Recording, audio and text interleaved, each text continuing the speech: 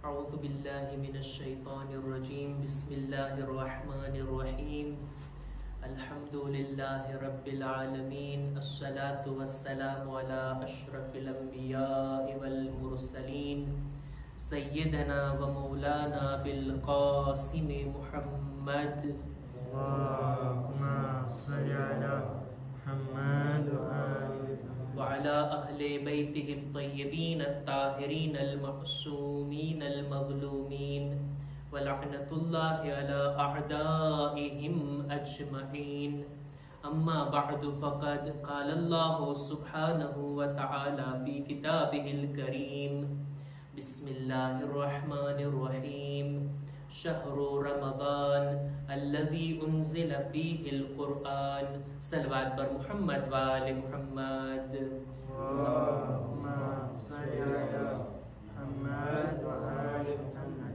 ખુદાવંદ આલમનો શુક્ર અદા કરીએ છીએ કે માહે મુબારક રમઝાન જેવો નૂરાની અને મુબારક મહિનો જેવો આપણને નસીબ કર્યું છે. આ વાતને ધ્યાનમાં રાખીએ કે કેવા અઝીમ દિવસો અને રાતોની અંદર આપણે બધા અત્યારે છીએ, જેના બારામાં રસૂલે ખુદા પોતાની એક હદીસમાં ફરમાવે છે કે હુવા શહરુન અવ્વલુહુ રહમા, માહે મુબારક કે રમઝાનની શરૂઆતના દિવસો રહેમતના દિવસો છે. વ ઔસતુહુ મગફિરા, અને દરમિયાનના દિવસો છે એ મગફિરતના દિવસો છે. વ આખિરુહુ અલ ઇજાબા વલ ઇત્કુ મિનન નાર, અને રમઝાન મહિનાના આખરી દિવસો માફીના અને જહન્નમથી છુટકારો મેળવવાના દિવસો છે. આ હદીસને ધ્યાનમાં રાખતા આપણા ઉલમા ફરમાવે છે કે રમઝાન મહિનાના જો 30 દિવસો હોય તો પેલા 10 દિવસ અને 10 રાતો રહેમતની, અને વચ્ચેની 10 રાતો મગફિરતની, અને છેલ્લી 10 રાતો દુઆ કબૂલ થવાની અને જહન્નમથી છુટકારો મેળવવાની છે. આ રહેમતના દિવસો અને રાતો ખરેખર ઝડપથી પસાર થઈ જશે. લ્યો, છઠ્ઠી રાત પણ આવી પહોંચી. આ દિવસો અને રાતોથી આપણે લાભ ઉઠાવતા કુરાની મજીદના સુફરા ઉપર બેઠા છીએ અને કુરાની મજીદની આયતોથી લાભ અને ફાયદો ઉઠાવી રહ્યા છીએ. કુરાની મજીદની અંદર અમુક લોકોનું ખુદા નામ લઈને અથવા તો એમની કોઈ સિફત, એમનો કોઈ ઉલ્લેખ, એમના કોઈ સારા કામને વર્ણન કરીને એનું zikr કુરાન મજીદમાં લાવે છે.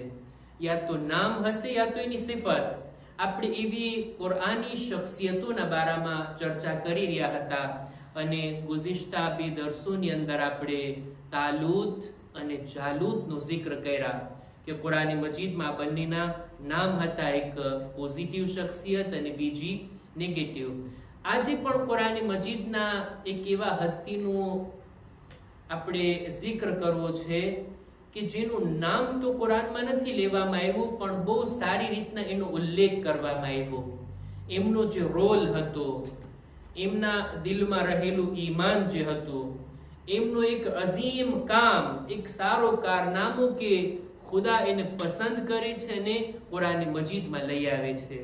હક છે એવા લોકોનો કે જેને કુરાનમાં ખુદા યાદ કરતો હોય, આપણે પણ એને આપણા દર્શોની અંદર અને માહે મુબારક રમઝાનની રાતોમાં યાદ કરીએ.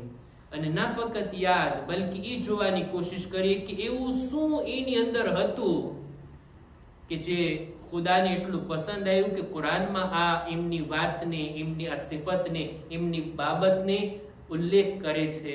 આપણે પણ આવી ચીજોને કે જેને ખુદા પસંદ કરે છે આપણા દિલોમાં લાવીએ, આપણી જિંદગીમાં ઉતારીએ. સૂરે ગાફિરની 28મી આયત, સૂરા ન્યુમેરો 40 આયત ન્યુમેરો 28, ખુદાવંદ આલમ આ રીતના બયાન કરે છે કે વકાલ રજુલુમ મુમિનુન મિન આલ ફિરઆઉન યક્તુમુ ઈમાનહુ. આયતનો તર્જુમો કરું એ પહેલા આયત કઈ ચીજના બારામાં નાઝિલ થઈ અને કયા વાક્ય અને બનાવને બયાન કરે છે. જો જનાબે મૂસાને ખુદા મોકલે છે ફિરઆઉનના સાથે વાત કરવા માટે, ફિરઆઉનની હિદાયત માટે, એને સીધો રસ્તો બતાવવા માટે, ઈમાનની દાવત આપવા માટે અને બની ઇસ્રાએલને નજાત અપાવવા માટે. જનાબે મૂસા આવ્યા બલકે ફિરૌનના દરબારમાં જ તેઓ મોટા થયા. અને એક વખત ઈ આવે છે કે જ્યારે ફિરૌન જનાબે મૂસાને કત્લ કરવા માંગે છે. કયા મોકા ઉપર? જ્યારે જનાબે મૂસા ફિરૌનના એક માણસને એક ઘૂંસો મારે છે અને જનાબે મૂસાનો હાથ એવો જોરાતો હતો કે એક જ ઘૂસામાં ઓલાનું કામ પૂરું થઈ ગયું. હવે ફિરૌન એટલો ગજબનાક, એટલો ગુસ્સામાં આવે છે ને એ ડિસિઝન લે છે કે હવે મૂસાને આપણે કત્લ કરી નાખીએ. જનાબે મૂસાના કત્લની પ્લાનિંગ ચાલી રહી હતી ફિરૌનના દરબારમાં. અને ઈ મીટિંગની અંદર કે મૂસાને કેવી રીતના કત્લ કરવા, ક્યારે કત્લ કરવા, કેમ, કોણ કત્લ કરે, ક્યારે સૈનિકોને મોકલવા, અને આ બધી વાતો ચાલી રહી હતી અને ફિરૌન પણ એકદમ ગુસ્સામાં. આવા મોકા ઉપર ઈ જ ફિરૌનના ખાનદાનમાંથી એક માણસ કે જે જનાબે મૂસા ઉપર ઈમાન લઈ આવ્યો હતો, જનાબે મૂસાને નબીએ ખુદા માનતો હતો. ફિરૌનને ખુદા નહોતો માનતો, જનાબે મૂસાના ખુદાને ખુદા માનતો હતો. અને ઈમાન તો લઈ આવ્યો, ઈમાન લાવવાની સાથે પોતાના ઈમાનને છુપું પણ રાખે છે અને ફિરૌનના દરબારમાં પણ છે. આવો એક હોશિયાર માણસ, મુઅમિન, પોતાના ઈમાનને છુપાવનાર અને સાથોસાથ એટલો લોજિક ભર્યો, એટલો તર્ક વાળો, એની વાતો એટલી મંતિકી અને લોજિક ભરેલી હતી કે ઈ માણસ આ મીટિંગની અંદર હાજર હોય છે અને એવી રીતના પોતાની વાત રાખે છે કે ફિરૌન જનાબે મૂસાને કત્લ ના કરી શકે અને જનાબે મૂસાની જાન બચી જાય. બહુ મોટો રોલ હતો આ માણસનો. ઈ વાતને, ઈ કારનામાને ખુદા અહીંયા આ આયતની અંદર લાવે છે. હું તર્જુમો કરું આયતનો. વકાલ રજુલુન મુઅમિનુન મિન આલિ ફિરૌન યક્તુમુ ઈમાનહુ. જ્યારે આ મીટિંગ ચાલી રહી હતી, ફિરૌન કહે છે જનાબે મૂસાને આપણે કત્લ કરી નાખીએ, ત્યારે ફિરૌનના ખાનદાનમાંથી એક માણસ, ઈ મુઅમિન કે જે પોતાના ઈમાનને છુપું રાખતો હતો, ઈ આ રીતની વાત કરે છે. એને એક વાત રાખી. વાત ઈ રાખી કે ભાઈ મૂસા, એને તમે શા માટે કત્લ કરવા માંગો છો? હા, જનાબે મૂસા જે દાવત આપે છે, જે લોકોને અલ્લાહના દીન તરફ બોલાવે છે, જે નવો દીન લઈને આવ્યા છે, એની વાત તમને એટલી માઠી લાગે છે કે તમે મૂસાને કત્લ કરવા માંગો છો. જો ફિરૌનની દુશ્મની જનાબે મૂસા સાથે ફક્ત ઈ નહોતી કે એના એક માણસનું કત્લ થયું હતું જનાબે મૂસાના હાથે. ફિરૌનને તો ઈ ખટકતું હતું કે ત્યારે મિસ્રના લોકો મને ખુદા માને છે અને મૂસા આવીને કહે છે ખુદા કોઈ બીજી જાત છે, ના આ ફિરૌન. ફિરૌનને આ વાત ખટકતી હતી ને કે લોકો મને ખુદા માને છે અને મૂસા પોતાના ખુદા તરફ લોકોને બોલાવે છે. હકીકત તો ઈ હતી ને. આ માણસ મુઅમિને આલે ફિરૌન, આ માણસ વાત રાખે છે કે છે મૂસા લોકોને ખુદા તરફ બોલાવે છે, પોતાના ખુદા તરફ દાવત આપે છે. જનાબે મૂસાની વાત બે હાલથી ખાલી નહીં હોય. જનાબે મૂસા સાચું બોલે છે અથવા ખોટું બોલે છે. જો ખોટું બોલતા હોય, ખોટી દાવત હોય મૂસાની, તો ખોટું વધારે ટકતું નથી. એ ઝડપથી બહાર આવી જશે કે આ વાત ખોટી હતી અને એનો દીન આગળ નહીં વધે અને લોકો સમજી જશે. પણ જો જનાબે મૂસા સાચું બોલતા હોય તો, જનાબે મૂસાની દાવત સાચી હોય તો, એ જે અઝાબના વાયદા કરે છે અને જનાબે મૂસાની વાત સાચી પડી અને આ બધો અઝાબ આવી પડે ને આપણને પણ લાગુ પડી જાય તો, આ રીતના વાત રાખવી હતી. એટલે ફિરૌનના દરબારમાં જે માણસો હતા બધાની અંદર ઇખ્તિલાફ થઈ ગયો કે હા સાચી વાત છે, આપણે જનાબે મૂસાને કત્લ કરીએ, ના કરીએ, રેવા દઈએ, એને વતનથી દૂર કરી નાખીએ, એને દૂર મોકલી દઈએ. અને એવી બધી વાતો આવવા લાગી અને ફિરഔન અંતમાં જનાબે મૂસાને કત્લ નથી કરી શકતો.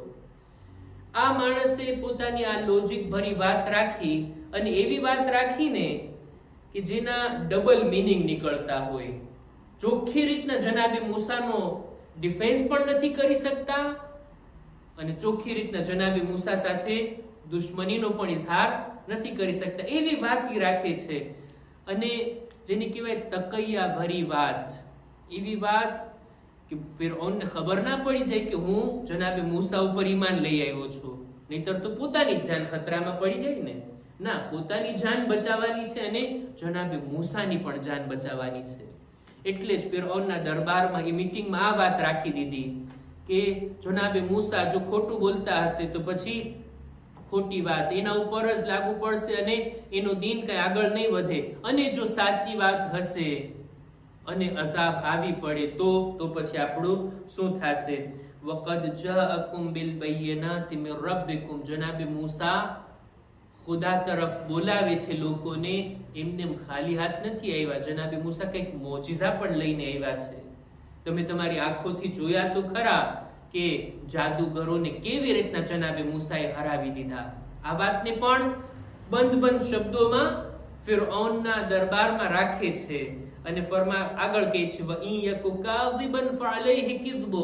જનાબે મૂસા જો ખોટું બોલતા હોય તો આ ખોટું એમના ઉપર જ ભારી પડી જશે. વઇન યકુ સાદિકન, અને જનાબે મૂસાની વાત સાચી નીકળી તો યુસિબકુમ બઅદુલ્લઝી યઇદુકુમ. એને જે વાયદા કર્યા છે અઝાબના ઈ આપણને ઘેરી લેશે. ઇન્નલ્લાહ લા યહદી મન હુવા મુસરિફુન કઝ્ઝાબ. ખુદા ઇસરાફ કરવા વાળાને અને વધારે જૂઠ બોલવા વાળાને હિદાયત નથી કરતો. આ રીતના આ દાસ્તાનની અંદર, આ આયતની અંદર જે હસ્તીનો ઉલ્લેખ થયો છે કે મુઅમિને આલે ફિરૌન, ફિરૌનના સગા વાલાઓમાંથી એક મુઅમિન. એના બારામાં ઘણી બધી વાતો તફસીરની અંદર મળે છે કે એનું નામ શું હતું. એનું નામ હતું હિઝબીલ અને પોતે ફિરૌનના યા તો ચાચાનો દીકરો હતો યા માસીનો દીકરો હતો.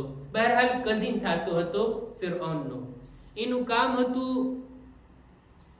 આ દરબારની અંદર રહીને પોતાના દિલમાં ઈમાનને છુપું રાખીને જનાબે મૂસાની હિમાયત અને ડિફેન્સ કરવું. એનું કામ આ હતું. એ આ ચાહતા હતા કે હું કોઈ પણ રીતે જનાબે મૂસાને ફાયદો પહોંચાડી શકું ફિરૌનના દરબારમાં જ રહીને. અને આ તરીકો અપનાવવા માટે એમને પોતાનું ઈમાન છુપું રાખવું પડ્યું, જેને આપણે શરઈ ભાષામાં કહીએ છીએ તકૈયા. તકૈયા એટલે આપણે આપણા દીનને પણ બચાવીએ, આપણી જાનને પણ બચાવીએ. કોઈ એવી જગ્યા ઉપર આપણે હોઈએ કે જ્યાં સાથ આપવા વાળા નથી, બલકે દુશ્મનો વધારે છે, અને આપણું દીન જો આપણે બરાબર રીતના જાહેર કરશું, ના દીન બચી શકશે, ના દીનનું ભલું થશે, ના આપણી જાન બચશે. તો આવા મોકા ઉપર શું જરૂર છે ઇઝહાર કરવાની? તકૈયાનો રસ્તો અપનાવી અને પોતાના ઈમાનને છુપું રાખીએ. આ તકૈયા ફક્ત શરઈ હુકમ નથી, બલકે અકલી હુકમ પણ છે. ઇન્સાનની અકલ પણ આ વાતને કબૂલ કરે છે કે એવા મોકાની અંદર ઇન્સાન પોતાના ઈમાનને છુપાવે, પોતાના મિશનને છુપાવે. ખુદ રસૂલે ખુદાએ પણ બેઅસતના પહેલા જ વર્ષે થોડા જાહેર રીતના અલની તौर પર લોકોને ઇસ્લામ તરફ બોલાવવાની શરૂઆત કરી. જ્યારે બેઅસત થઈ ગઈ ત્યારે 3 વર્ષ સુધી તો રસૂલે ખુદા છુપી રીતના ફક્ત પોતાના ખાનદાનના લોકોને દીનની દાવત આપતા, છુપી રીતના તબલીગ કરતા. જ્યારે 3 વર્ષ બાદ એટલા લોકો થઈ ગયા કે હવે જાહેર કરવામાં, આપણી દાવતને ફેલાવવામાં આપણને એટલો ખતરો નથી, ત્યારે પોતાની દાવતને જાહેર કરે છે. જનાબે ઇબ્રાહીમ શરૂઆતથી જ પોતાના મિશનને આગળ નથી વધારતા. અમુક વર્ષો સુધી પોતે પણ તકૈયા કરે છે અને છુપી રીતના પોતાના મિશનને ધીમે ધીમે આગળ વધારે છે. અને દીનના અંદર જો આપણે કોઈ દીનની ખિદમત કરવી હોય, દીનનો સાથ આપવો હોય, તો ક્યારેક તકૈયાનો રસ્તો અપનાવવો પડે, જેવી રીતના જનાબે અબુ તાલિબ અપનાવ્યા હતા. જનાબે અબુ તાલિબ કે આપણને નથી મળતું કે તેઓ જાહેરમાં લોકોની સામે ઇસ્લામનો ઇઝહાર કર્યા હોય, એટલે જ જે લોકો એમની મારિફત નથી રાખતા, કુફરની નિસ્બત આપે છે એમના તરફ.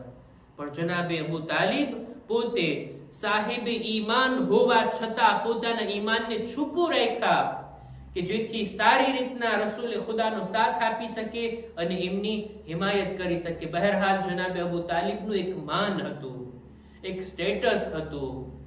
કાફિરોની દરમિયાન, મુશરિકોની દરમિયાન જો પોતે પણ આમ મુસલમાનોની માફક કલમો પડી લે, મુસલમાનોમાં શામિલ થઈ જાત, તો પછી આ લોકો તો મુસલમાનોના દુશ્મન હતા જ. બહાનું મળી જાત ખુદ જનાબે અબુ તાલિબ ઉપર અટેક કરવાનું. પણ જનાબે અબુ તાલિબ પોતાની પોઝિશનને પણ બાકી રાખ્યા અને પોતે પોતાના ઈમાનને પણ જાળવીને રાખ્યા, છુપાવીને રાખ્યા, જેથી જ્યારે પણ રસૂલે ખુદા પર કોઈ ખતરો હોતો કાફિરો તરફથી, મુશરિકીન તરફથી, એ લોકો કંઈ પણ નુકસાન ન પહોંચાડી શકતા રસૂલે ખુદાને, કારણ કે જનાબે અબુ તાલિબનો રોબ, એમનો જાહો જલાલ, એમનો મકામ, એમનો કબીલામાં ઇજ્જત અને માન, આ બધું આડે આવતું કે જનાબે અબુ તાલિબને આપણે શું જવાબ આપશું જો આપણે રસૂલે ખુદાને કઈ નુકસાન પહોંચાડ્યા તો. અને એ રીતના આ તરીકાથી તેઓ ઇસ્લામને બચાવ્યા અને રસૂલે ખુદાનો સાથ આપ્યા. જનાબે મૂસાનો સાથ આપવામાં પણ આ માણસનો સારો રોલ હતો, એટલે ખુદાવંદે આલમ એને યાદ કરે છે. જો તકૈયાના રસ્તાને ઘણી વખત અપનાવવો પડે છે. એક હદીસની અંદર આપણા છઠ્ઠા ઇમામે જાફર સાદિક અલૈહિસ્સલામ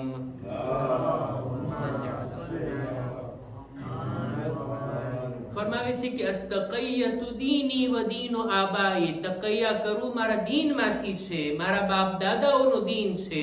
અને વલા દીન લિમન લા તકૈયત લહ, જે કોઈ તકૈયા ના કરતું હોય તો પછી એની પાસે દીન પણ નથી. આ તકૈયા જમીન ઉપર ખુદાની એક ઢાલ સમાન છે કે આવનારા હમલાઓથી અને ખતરાઓથી ઇન્સાન પોતાને બચાવી શકે. પછી મૌલા ફરમાવે છે લે અન્ના મુમિન આલ ફિરઆન લવ અઝહર અલ ઇસ્લામ લકુતિલ, જો મુમિન આલ ફિરઆન જેનો જિક્ર આયતમાં છે, જો જાહેરમાં ઈમાનને બયાન કરી દેત તો પછી એ જનાબે મૂસાનો આવો સાથ ન આપી શકતે અને આ રીતના જનાબે મૂસાની હિમાયત ના કરી શકતે. બહરહાલ ખુદાની એક સિસ્ટમ અને ગોઠવણ છે. ફિરઆઉનનો પહેલેથી જ મનસૂબો એ હતો કે મૂસા દુનિયામાં ન આવે. કેટલા બાળકોને એને કત્લ કર્યા ને, કે કોઈ પણ બાળકનો જન્મ થાય, દીકરી હોય તો ભલે રહેતી, દીકરો હોય તો કત્લ કરો. એવું ના બને કે આ દીકરો મોટો થાય અને મારી હુકુમત માટે ખતરો બની જાય. મૂસા ને દુનિયામાં લાવવા, દુનિયામાં આવવા નહોતા દેવા, પણ ખુદાનો ઈરાદો કંઈક બીજો હતો. એ ફિરઆન, મૂસા દુનિયામાં આવશે અને તારા દરબારમાં જ મોટા થશે. ક્યું ને એવું? જનાબે મૂસા બાળપણથી જ, એમની દાસ્તાન આપણા બધાના ધ્યાનમાં છે, બાળપણથી જ ફિરઆઉનના દરબારમાં મોટા થયા. અને ત્યારબાદ જ્યારે પોતાના દીન તરફ જનાબે મૂસા દાવત આપવાનું શરૂ કરે છે, ત્યારે તો ફિરઆઉનને એટલી દુશ્મની થઈ જનાબે મૂસા સાથે અને કહે છે મૂસાને આપણે કત્લ કરી નાખો. જનાબે મૂસા કહે છે હું ખુદા પાસે પનાહ માંગુ છું, મારી હિફાજત ખુદા કરશે, મને ખુદા ઉપર ભરોસો છે, મારો ખુદા મને બચાવશે. અને ખુદા પણ કેવી રીતના આ રીતનો ઇંતજામ કરી દે છે કે ફિરઆઉનના દરબારમાં જ મૂસા ઉપર ઈમાન લાવવા વાળાને પેદા કરી દે છે અને એ જનાબે મૂસાનો સાથ આપે છે. ખુદાની ગોઠવણની સામે બીજું કોઈ નથી આવી શકતું. ખુદાના પ્લાન સામે દરેક લોકોનો પ્લાન અસફળ રહે છે. ખુદાનો ઈરાદો જ કામયાબ છે.